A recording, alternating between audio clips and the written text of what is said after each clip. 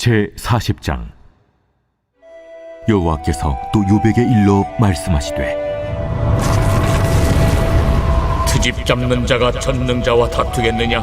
하나님을 탓하는 자는 대답할지니라. 욥이 여호와께 대답하여 이르되, 보소서, 나는 비쳐나오니 무엇이라 주께 대답하리이까? 손으로 내 입을 가릴 뿐이로소이다. 내가 한번 말하여 싸운 적 다시는 더 대답하지 아니하겠나이다. 그때 여호와께서 폭풍우 가운데서 욥에게 일러 말씀하시되, 너는 대장부처럼 허리를 묶고 내가 네게 묻겠으니 내게 대답할지니라. 네가 내 공의를 부인하려느냐? 네 의를 세우려고 나를 악하다 하겠느냐? 네가 하나님처럼 능력이 있느냐? 하나님처럼 천둥소리를 내겠느냐? 너는 위엄과 존귀로 단장하며 영광과 영화를 입을지니라. 너희 넘치는 노를 비우고 교만한 자를 발견하여 모두 낮추되, 모든 교만한 자를 발견하여 낮아지게 하며 악인을 그들의 처소에서 짓밟을지니라. 그들을 함께 진토에 묻고 그들의 얼굴을 싸서 은밀한 곳에 둘지니라. 그리하면 네 오른손이 너를 구원할 수 있다고 내가 인정하리라. 이제 소같이 풀을 먹는 배의 못을 볼지어다. 내가 너를 지은 것 같이 그것도 지었느니라. 그것의 힘은 허리에 있고 그 뚝심은 배의 힘줄에 있고, 그것이 꼬리치는 것은 백향목이 흔들리는 것 같고, 그 넙죽다리 힘줄은 서로 얽혀 있으며, 그 뼈는 놋관 같고 그 뼈대는 쇠막대기 같으니, 그것은 하나님이 만드신 것 중에 으뜸이라. 그것을 지으신 이가 자기의 칼을 가져오기를 바라노라. 모든 들짐승들이 뛰노는 산은 그것을 위하여 먹이를 내느니라. 그것이 연잎 아래에나 갈대 그늘에서나 늪속에 엎드리니, 연잎 그늘이 덮으며 시내 버들이 그를 감싸는도다. 강물이 소용돌이 칠지라도 그것이 놀라지 않고, 요단 강물이 쏟아져 그 입으로 들어가도 태어나니, 그것이 눈을 뜨고 있을 때 누가 능히 잡을 수 있겠으며 갈고리로 그것의 코를 꿰일 수 있겠느냐?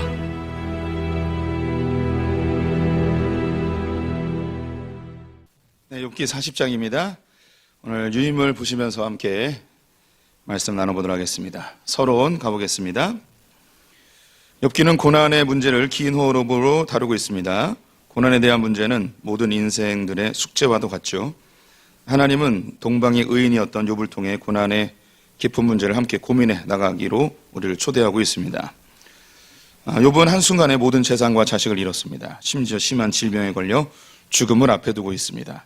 사랑하는 사람들은 모두 등을 돌리고 가장 가까운 아내마저도 하나님을 저주하고 죽으라 하며 떠나버렸습니다. 욥에 대한 소식을 들은 친구들이 위로차 찾아왔지만 2주일 동안 처참한 욥의 모습을 보고 아무 말도 하지 못했습니다. 먼저 침묵을 깬 것은 욥이었습니다. 그의 고백은 하나님, 내가 뭘 그렇게 잘못했길래 이런 고난을 주십니까? 였습니다. 욥에 대해 세 친구는 이런 고난을 당하는 것은 너의 죄 때문이야. 어서 회개하고 하나님께로 돌이키면 회복시키실 거야. 였습니다. 이것이 일반적인 고난에 대한 우리의 태도이죠. 나는 이렇게까지 고난을 당할 만한 나쁜 짓을 하지 않았다고 생각하고, 주변 사람들은 저런 고난을 당하는 것을 보니 분명히 어떤 죄를 지어서 하나님의 심판을 받는 것이라고 생각을 합니다. 욥은 이 세상의 인과응보의 세계관을 극복한 상태였습니다. 복음을 알았기 때문이죠. 속죄의 능력을 믿었고 이 고난 역시 하나님의 주권 속에 있다는 것을 신뢰하였습니다. 그럼에도 해결되지 않는 것이 있었는데요. 그것은 하나님의 고난에 대한 목적이 있을 텐데, 그렇다면 도대체 왜 나에게 이런 고난을 허용하셨는가에 대한 질문이었습니다. 아무리 부르짖어도 하나님은 대답이 없으셨습니다. 욥기 후반부에는 이러한 욥의 독백이 먼저 나옵니다. 이어서 대화를 듣고 있던 엘리후는 욥과 세 친구의 잘못된 부분을 예리한 신학적 논리로 반박을 합니다. 핵심은 하나님은 선하시며 실수가 없으신 분이라는 것이었죠. 맞는 말이었습니다. 하지만 죽어가는 욥에게 전혀 위로가 되지 않았습니다. 이때 욥이 그렇게 찾던 하나님이 드디어 등장하셔서 욥에게 말씀하십니다. 하나님은 욥의 고난의 의미와 목적이 무엇인지 설명하지 않으시고 창조세계 속 놀라운 하나님의 지혜와 창조세계 속 놀라운 하나님의 능력을 오히려 선포하십니다. 이것이 지금까지 보았던 우리의 욥의 대략의 내용입니다. 네, 우리 성도님들은 욥의 수준까지는 올라오셨으리라고 생각이 들어요. 고난이 찾아오면 우리가 제일 먼저 나오는 반응은 내가 무슨 죄를 져서 이런 고난을 당하는가. 하나님께 빨리 회개하고 그래서 이 고난의 문제가 빨리 해결되기를 바라는 그런 마음이 있습니다. 사람은 다 평온한 상태로 돌아가고 싶은 마음이 있기 때문에 가장 먼저 드는 게 내가 무슨 죄를 졌나. 이 죄를 해결해서 빨리 평온한 상태로 돌아가야겠다. 이것이 아주 기본적인 우리 인간이 고난을 대하는 태도이죠. 세상 사람들도 다 그렇게 반응을 합니다. 하지만 복음을 깨달은 사람들은 좀 다르게 반응하죠. 하나님께서 이 고난을 나에게 주신 것은 분명한 목적이 있으실 거야. 그리고 이 고난은 죄로 인해서 나타난 게 아니고 하나님의 주권 속에 있는 거야 하면서 내 죄로 인해서 나타나지 않은 내 죄가 원인이 아닌 그런 고난에 대해서는 우리가 복음적으로 반응을 하죠. 여기까지는 잘 해요. 그런데 이 고난이 길어질 때 그리고 아무리 찾아도 답이 안 나올 때 이때 우리가 미쳐버리는 거죠. 그때 하나님께 계속 부르짖습니다. 하나님 도대체 왜 이러십니까? 하나님 계신 겁니까? 주님 내가 뭘 그렇게 잘못했습니까? 내가 이런 고난을 당할 만큼의 큰 죄를 졌습니까? 차라리 난 죽는 건 두렵지 않습니다. 하지만 이 고난의 의미를 알려주십시오. 하는 이 고백이 이제 욥의 고백인 거죠. 우리 여기 계신 성도님들이 거의 대부분 욥의 수준은 되는 것 같아요. 우리 성도님들이 내가 욥과 같은 처지가 되면 이걸 어떻게 견딜 수 있을까라고 걱정을 하시겠지만 이미 우리 성도님들은 욥하고 비스무리한 고난을 다 겪고 계십니다. 욥과의 고난을 저울에 잰다면 우리 성도님들 훨씬 더 괴롭습니다. 성경에는 욥이 얼만큼의 그 고난의 기간을 지냈는지 정확히 나오진 않아요. 그런데 그 중간에 한번 나오는 기점들을 이렇게 보게 되면 이게 1년 사이에 거의 다 일어난 거예요. 그러니까 고난을 1년 빡 당하겠습니까? 아니면 80년 동안 나눠서 당하시겠습니까? 우리 욥을 알잖아요. 욥은요, 이 고난 받기 전까지 정말 최고 엘리트, 최고 부유한, 평안한, 뭐든지 잘 되는 그런 삶을 살았어요. 그 다음에 1년 뒤에 어떻게 살았는지 알잖아요. 2배로 복을 더 받잖아요. 성도님들 계산해 보세요. 1년 빡시게 고난 받겠습니까? 아니면 80년 나눠서 고난 받으시겠습니까? 제가 볼 때 우리 성도님들은 거의 대부분 80년 동안 고난 받으실 분들이에요. 그러니까 욥은 좀 나눠서 받은 거고, 욥은 한 번에 받은 거고, 우리는 나눠서 받은 거고, 그래서 욥이 더 고난 받았다? 그리고 우리는 욥에 비하면 별거 아니다? 그렇게 말할 수가 없습니다. 우리 성도님들, 한 분 한 분, 제가 거의 대부분 알기 때문에 당하는 고난이, 욥과 비슷합니다. 우리 성도님들, 불치병으로 계속 사는 게 낫겠습니까? 한 번 딱 아프고 말겠습니까? 그쵸. 한 번 아프고 나는 게 낫죠. 그쵸. 욥 별거 아니에요. 이게 이렇게. 죽다 살아난 거 다 우리 계신 분들도 다 죽다 살아났어요. 그런데 제가 말씀드리고 싶은 건 욥이나 우리나 다 똑같이 고난에 살아가고 있어요. 근데 우리는 어떻게 반응하는가? 아주 초보적으로 인과응보의 사상으로 우리가 이 고난을 대하는 것은 넘어서야 돼요. 그 다음에 복음적으로 바라봐야 되고 복음적으로도 해결 안 되는 그 영역들, 복음적으로 해결 안 되는 건 없지만 복음적으로 해결하려고 하는데 내 마음에 해결이 안 되는 그 부분들이 있어요. 이런 깊은 이 고민의 문제들을 욥이 가지고 있었죠. 그런데 우리가 2주 후면 보게 될 텐데 욥이 그 마음의 문제가 다 해결돼요. 어떻게 해결되냐면 하나님을 만날 때 해결됩니다. 그럼 여기서 2주 후에 말아야 될 건데 하나님 우리에게 고난을 주시고 고난을 이해하지 못하게 하고 고난의 원인도 모르겠고 고난의 그 고통을 하나님이 해석해 주지 않을 때 아주 고난이 오래될 때 그러면 이 고난이 결국 우리를 끌고 가는 것은 어딜까요? 하나님을 만나는 장소를 끌고 가는 거예요. 결국 고난은 우리에게 주신 고난은 이유도 알 수 없고 원인도 모르겠고 언제까지 될지도 모르겠고 하지만 분명한 거 한 가지는 있습니다. 내가 주님께 붙어 있으면 이 고난은 반드시 우리를 어디로 데려가는가? 하나님을 만나는 곳으로 데려간다는 겁니다. 그리고 하나님 만나게 되면 그 고난의 이유도 알 수 없고 원인도 알 수 없지만 내가 이 모든 고난을 다 능히 이길 수 있는 평강의 상태로 바뀐다는 거예요. 그래서 결국 고난은 우리를 하나님을 만나는 곳까지 인도해 간다는 겁니다. 그래서 성경은 고난이 너에게 유익이라고 이야기하는 거죠. 환난 중에 오히려 기뻐하라고 이야기합니다. 고난을 굳이 우리가 찾아다닐 필요는 없지만 고난이 왔을 때에 성도님 힘들고 어려운 거 압니다. 하지만 이 고난이 결국은 우리를 하나님을 만나게 한다는 것 기쁘지 아니하지 않습니까? 예, 마음에도 없는 말 하려니 혀가 꼬였습니다. 고난은 싫습니다. 그래도 고난이 오면 기쁘게 받아들여야죠. 네, 하나님이 목적이 있기 때문에 1절 2절 우리 성도님 읽어주세요. 시작. 여호와께서 또 욥에게 일러 말씀하시되 트집 잡는 자가 전능자와 다투겠느냐 하나님을 탓하는 자는 대답할지니라. 1번입니다. 하나님은 욥을 어떤 사람으로 묘사하고 있습니까? 트집 잡는 자, 하나님을 탓하는 자. 하나님의 질문, 트집 잡는 자, 하나님을 탓하는 자. 재산과 자녀를 잃고 질병에 걸려 죽음을 앞에 둔 욥은 하나님이 왜 이런 고난을 허용하셨는지 그 이유를 알고 싶었습니다. 욥은 질병이 심해지며 죽음이 코앞으로 다가왔음을 느끼고 있었습니다. 자신이 죽는 것은 겁나지 않았습니다. 자신이 이런 고난을 당하는 것이 죄와 상관없음도 알고 있었습니다. 그런데 너무 억울했습니다. 도대체 왜 자신이 이런 고난을 당해야 하는지 그 이유를 알고 싶었습니다. 하나님께 묻고 또 물어도 대답이 없으셨습니다.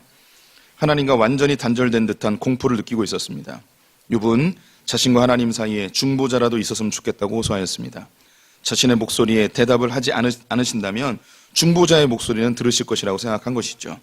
이렇게 답답하던 욥에게 드디어 하나님이 나타나셨습니다. 그런데 놀랍게도 하나님은 욥의 고난에 대해서 아무런 말도 하지 않으셨습니다. 오히려 하나님은 자신의 질문에 대답을 해보라고 하십니다. 땅에 기초를 놓을 때 어디 있었느냐? 바다가 모태에서 터져나올 때에 가둔 자가 누구냐? 누가 새벽에게 그 자리를 일러주었느냐? 산염소와 암사슴이 새끼를 낳는 것을 본 적이 있느냐? 누가 들나귀를 자유롭게 하였느냐? 누가 말의 힘을 주었느냐?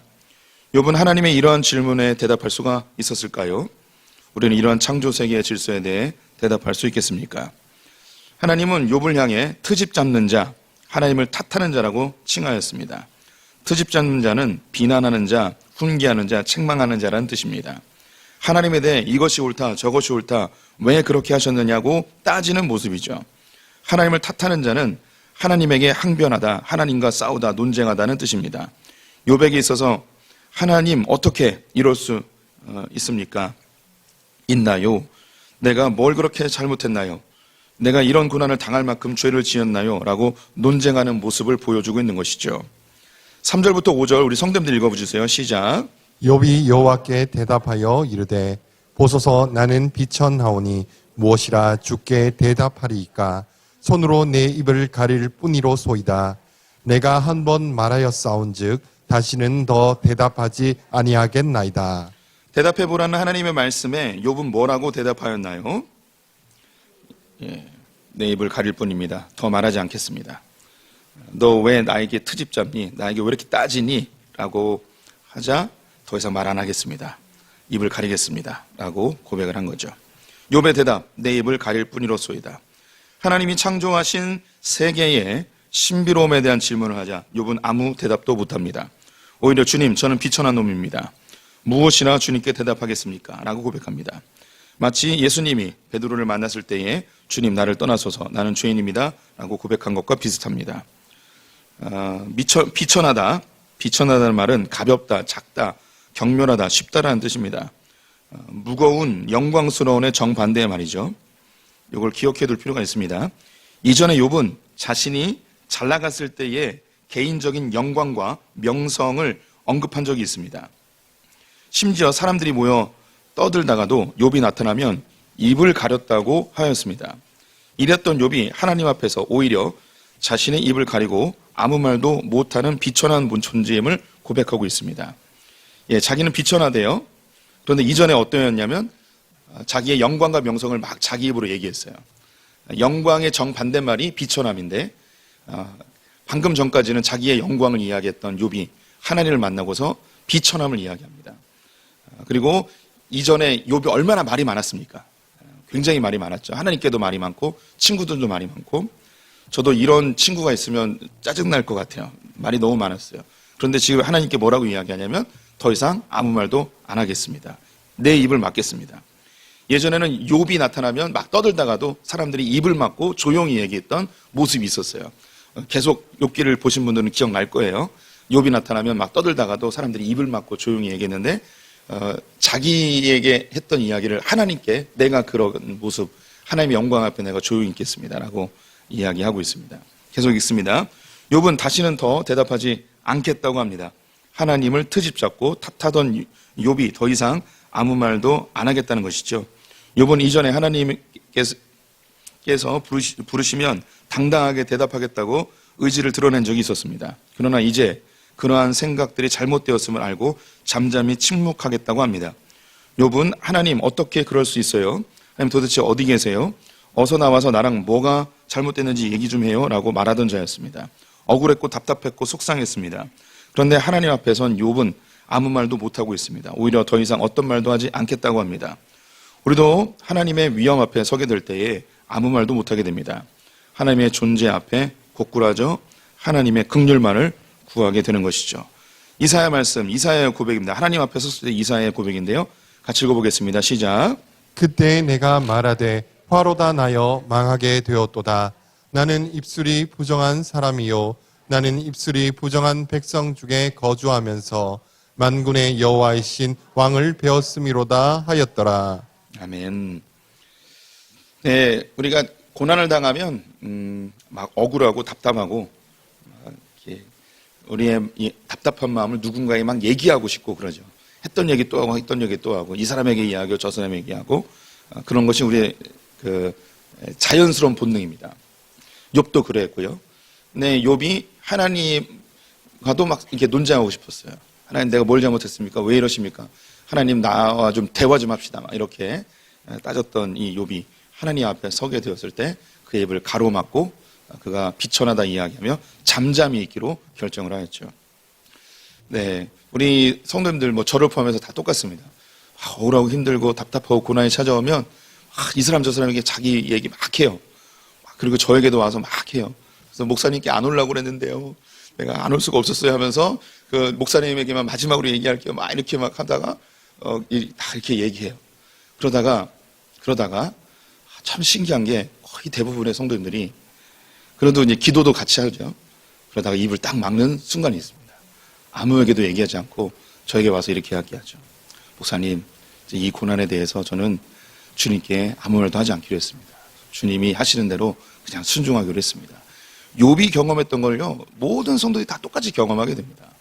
결국은 이 문제 앞에 내가 더 이상 말하는 게 의미가 없구나. 하나님이 이 일을 어떻게 해나가시는지 좀 잠잠히 봐야겠다. 이런 상태로 가게 되는 거죠. 그래서 때로는요, 고난이 찾아오면 우리 속에서 부글부글하는 걸 다 이렇게 쏟아내긴 해야 돼요. 그런데 막 이렇게 쏟아내고 그러는 사람도 있잖아요. 그러면 또 너무 이렇게 이상하게 보지 마세요. 답답해서 저러나 보다. 그분이 기도하는 분이라면요, 하나님 앞에 잠잠해지는 또 시절도 있습니다.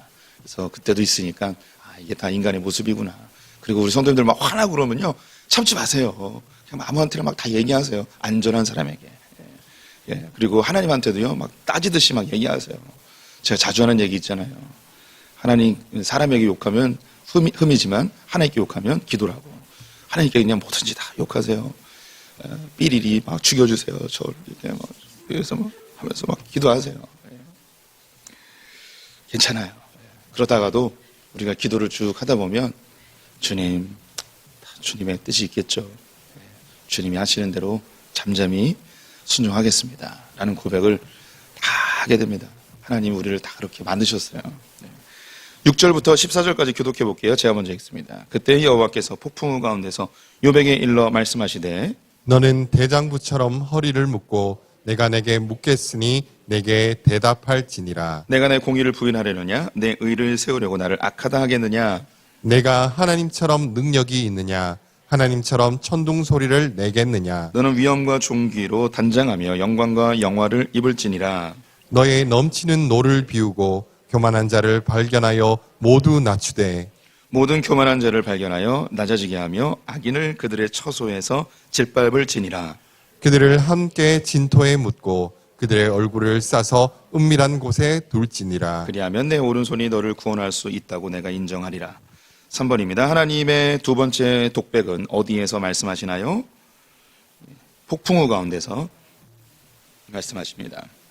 이 하나님의 독백은 두 개로 이루어졌는데 첫 번째 독백도 폭풍우 가운데서 이야기하셨고요. 두 번째 독백도 폭풍우 가운데서 이야기하십니다. 지금 막 그 천둥 치고 막 비 쏟아지고 막 이러는 거예요. 지금 욥은 잿더미 위에 누워 있고 폭풍우 치고 천둥 번개 치고 비 막 확 쏟아지고, 그러니까 친구들은 아마 다 이렇게 그 비를 피해서 뭐 집이나 처마로 이렇게 흩어졌겠죠. 지금 홀로 이 폭풍우 앞에서 하나님이 천둥 소리와 함께 말씀하시는 거죠. 이러한 상황에서는요, 성도님들이 그걸 기억하실 필요가 있는데, 이것은 욥에게만 들리는 목소리예요. 다른 주변 사람들은 들리는 게 아니에요. 폭풍 가운데 하나님이 욥에게만 들리게끔 이야기하시는 거죠. 예, 이런 상황에서 하나님이 두 번째 말씀을 시작하십니다. 하나님의 질책, 대장부처럼 허리를 묶고 내게 대답할지니라. 하나님의 두 번째 독백이 시작됩니다. 첫 번째 독백의 시작과 두 번째 독백의 시작은 동일합니다. 하나님은 폭풍우 가운데서 욥에게 말씀하시며 너는 대장부처럼 허리를 묶고 내가 내게 묻겠으니 대답할지니라. 첫 번째 독백에서 하나님의 질문은 창조세계의 신비로움을 내가 아느냐였습니다. 자연세계가 어떻게 창조되고 어떻게 운행되는지 인간이 아무리 알려고 해도 알 수가 없다는 것이죠. 인간이 깨달은 자연의 질서는 너무나 미약합니다.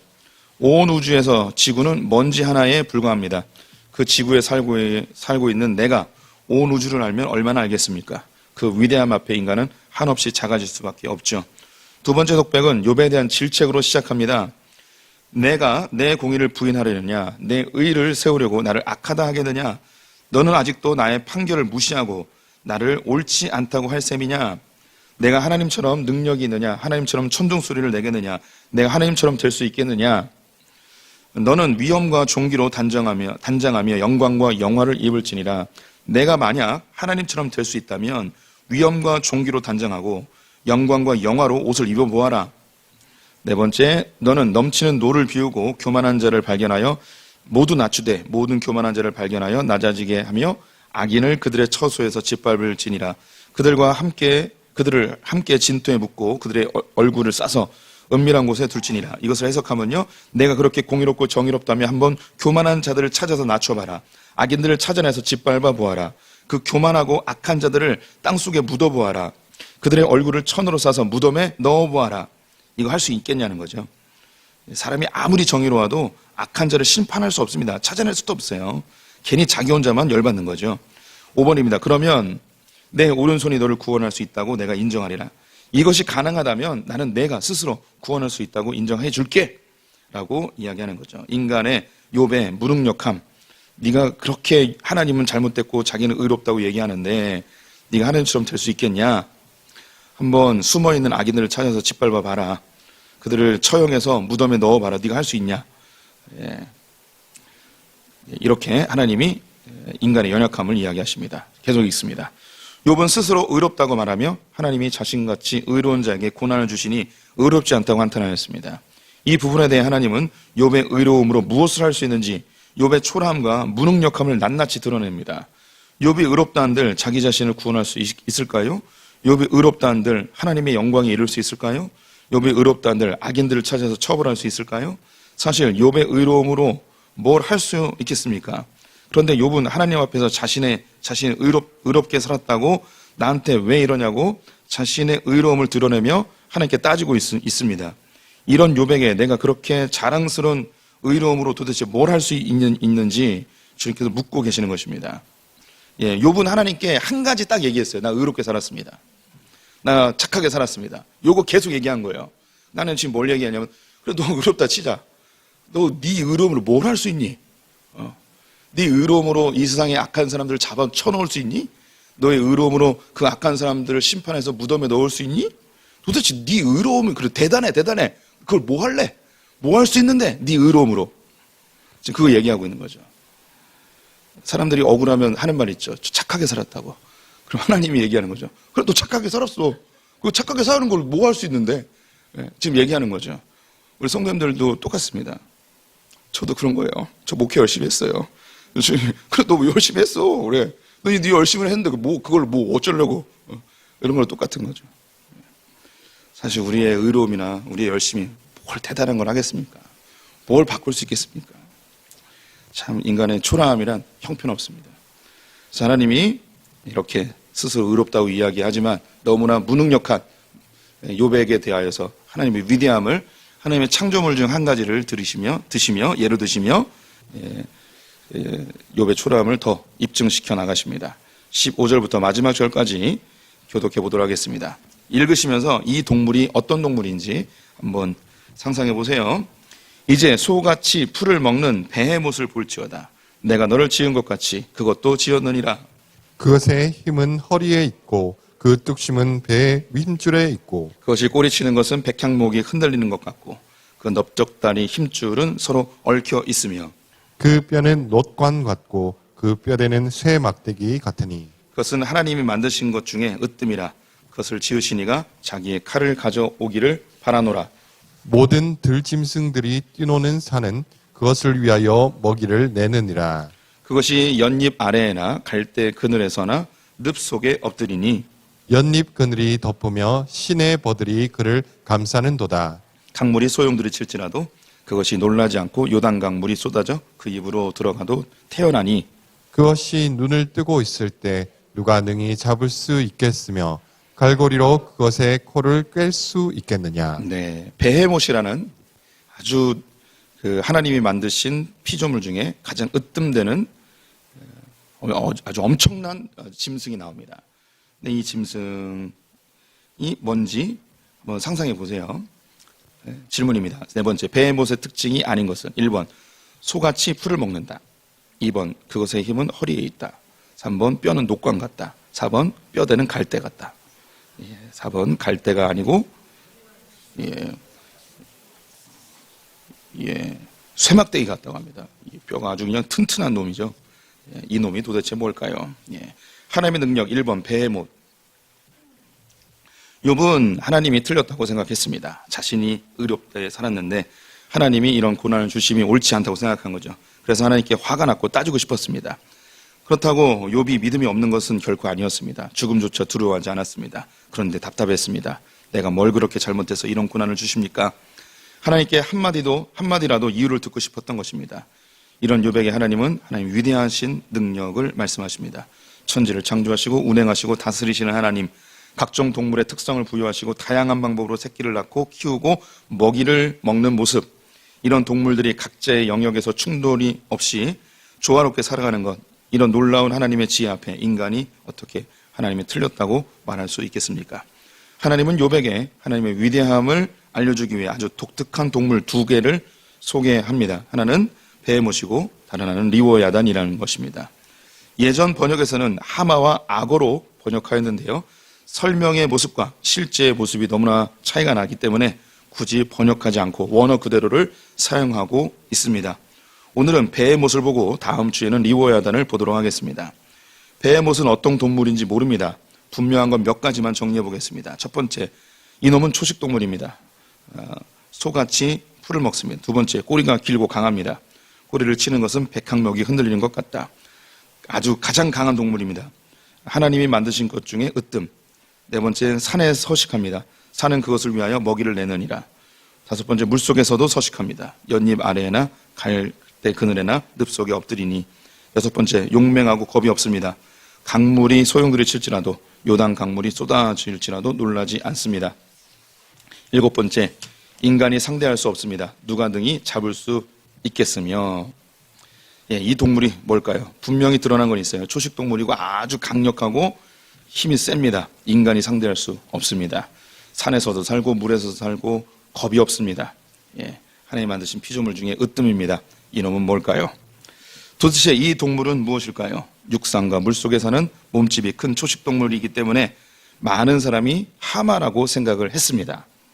하지만 백향목 같은 엄청난 꼬리가 없기 때문에 지금은 지지를 받지 못합니다. 거기 사진에 하마의 꼬리입니다. 설명에는 꼬리를 치면 백향목이 흔들리는 것 같다고 했죠. 근데 이건 분명히 아니에요. 하마는 아니에요. 어떤 사람들은 코끼리라고 주장하기도 합니다. 코끼리는 코가 기니까 백향목 비슷하게 하죠. 그래서 성경이 꼬리라고 말한 것이 원래는 코를 잘못 기록한 것이라고 주장하는 사람이 있습니다. 최근에는 이 동물을 굳이 찾지 말자는 쪽으로 흘러가고 있습니다. 고대 사회의 어떤 큰 동물이었는데 하나님이 지으신 것 중에 가장 강한 것이었다고 이야기하는 거죠. 그래서 지금은 멸종된 어떤 큰 아주 강력한 동물, 그 동물이 베헤못이라고 이야기합니다. 예. 그런데 뭔가 머릿속에 떠오르는 동물이 하나 있지 않습니까? 그런데 그 동물을 신학자들은 얘기를 못합니다. 예. 어떤 동물이 떠오르십니까? 예. 꼬리를 치면 백향목처럼 흔들리고 아주 크고 초식동물이고 물속에서 살고 땅에서도 살고 그런 동물이에요. 예. 역사 속에서 있었던 동물 하나 떠오르지 않습니까? 예. 공룡. 예. 공룡. 예. 공룡이 떠올라요. 아주 자연스럽게 떠오르죠. 그런데 신학자들은 공룡을 이야기를 못해요. 왜 이야기를 못하는가? 읽어드릴게요. 그런데 정말 이런 동물이 없을까요? 사람이 상대할 수 없을 정도로 강력한 힘, 물속과 육지를 자유롭게 다니고 강력한 힘과 큰 꼬리를 휘두르는 동물이 무엇일까요? 공룡은 어떨까요? 학자들은 공룡을 이야기하면 말이 안 된다고 합니다. 정신 나간 소리라고 소리하지 말라고 하죠. 왜냐하면 욥기의 시대는 4,500년 전이고 공룡은 65,000년 전에 멸종하였기 때문이라는 것입니다.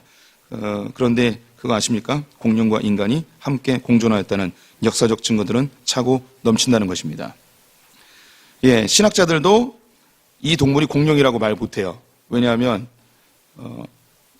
일반적인 진리, 진실, 사실 학계에서 인정하는 것은 공룡은 65,000년 전에 멸종했기 때문에 욥기는 4,000년, 4,500년 전이기 때문에 이때 공룡이 있을 수 없는 거예요. 그래서 진화론에서 이야기하는 공룡의 시대와 그리고 성경의 시대가 맞지 않기 때문에 공룡인 것 같은데 공룡이라고 말을 못하는 거예요. 아버지를 아버지라고 부르지 못하고 형님을 형님이라고 부르지 못하는 이런 상황이 된 거죠.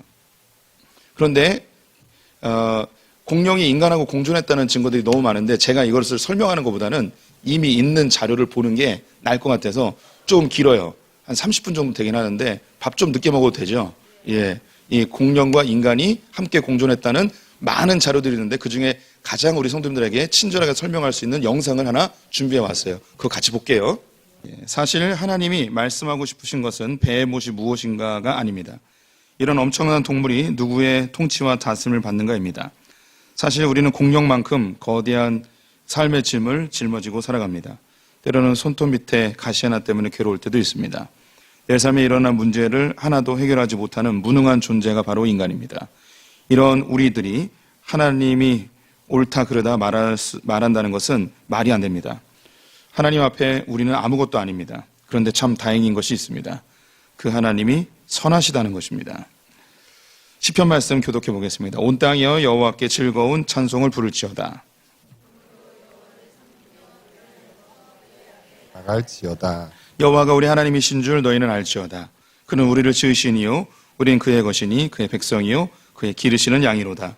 감사함으로 그의 문에 들어가며 찬송함으로 그의 궁정에 들어가서 그에게 감사하며 그의 이름을 성축할지어다. 함께 읽습니다.